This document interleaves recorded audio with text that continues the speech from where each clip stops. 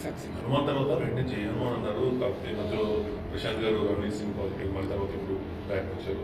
ఇప్పుడు జై హనుమాన్ ఎంతవరకు వచ్చినా సార్ దాని ఎప్పుడు ఉండబోతుంది, స్టార్ట్ అవుతుంది? జై హనుమాన్ ప్రీ ప్రొడక్షన్ స్టార్ట్ అయిందండి.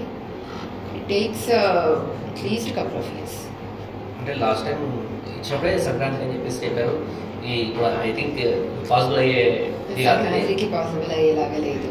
అండ్ ఇప్పుడు బేసిక్గా జై హనుమాన్ స్టోరీ డెవలప్ చేస్తున్నప్పుడు అనుకున్నది ఏంటంటే ఫ్రాంచైజ్ అందరి హీరోస్ని తీసుకొద్దాం మనం.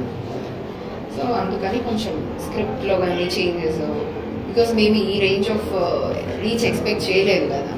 సో ఇప్పుడు ఆ రేంజ్కి తగ్గట్టుగా ఒక ఫ్రాంచైజ్ మార్వెల్ లాంటి ఒక స్టోరీ తీసుకొస్తున్నప్పుడు ఆ రీచ్ ఉండాలి కాబట్టి కొంచెం టైం తీసుకొని చేద్దాం. హనుమాన్ క్యారెక్టర్ కూడా స్పెషల్గా తర్వాత సినిమా రిలీజ్ తర్వాత పెద్ద చర్చ వచ్చింది. చిరంజీవి గారని రామయ్య గారని స్పెషల్గా ఈ వైపు నుంచి ఇప్పుడు ఒక ఫైనలైజ్ చేసుకున్నారు. అక్కడ యాక్టర్తో వెళ్ళాలని థాట్స్ వచ్చారు?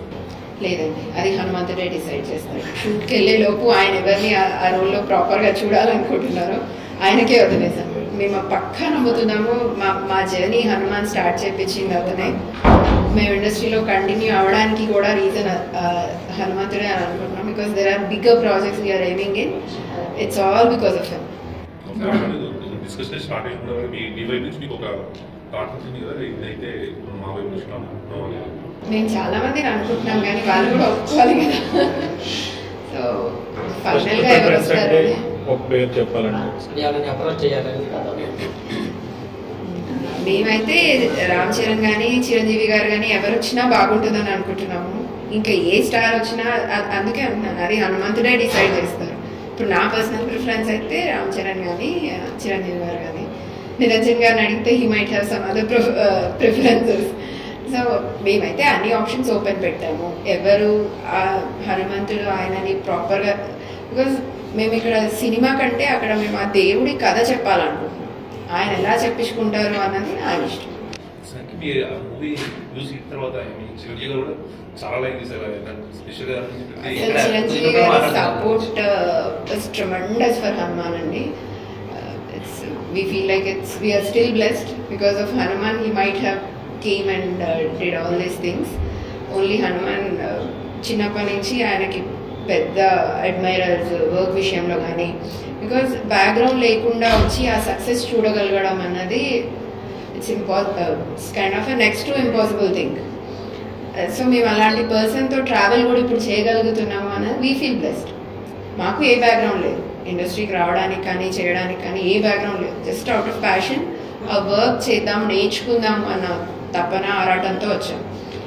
అది మేము కంటిన్యూ చేయగలుగుతున్నాము అంటే it's like him who is supporting us behind there and supporting.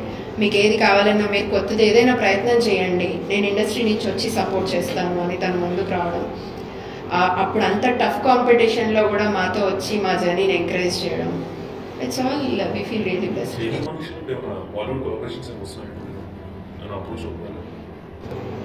కొలాబరేషన్తో అవసరం లేదేమో. మళ్ళీ ఇప్పుడు అది క్రియేటివ్ డెసిషన్. హనుమాన్ మేము అంత క్రియేటివ్ ఫ్రీడమ్ ఇచ్చుండకపోతే ఇంత పెద్ద మూవీ వచ్చిండేదో రాదో తెలియదు. సో ఇప్పుడు అలాంటి సిచ్యువేషన్లో ఉన్నప్పుడు మళ్ళీ ఇంకొకరిని ఇన్వాల్వ్ చేసి, so I don't want any pressure on director. He has to, ఇప్పుడు ఇలా అనుకున్నది ఆ లెవెల్కి వెళ్ళాలి అంటే we have to leave everything to him. మీకేం కావాలో చెప్పండి, అది మేము చేస్తాం అంతే. సో అది కాస్టింగ్ విషయంలో కానీ టెక్నికల్ విషయంలో కానీ anything it's we leave up to him. Suggestions మమ్మల్ని అడిగితే we're definitely give. We're there to help him in all ways. Business చేసి పెట్టడానికి రెడీగా ఉన్నాం.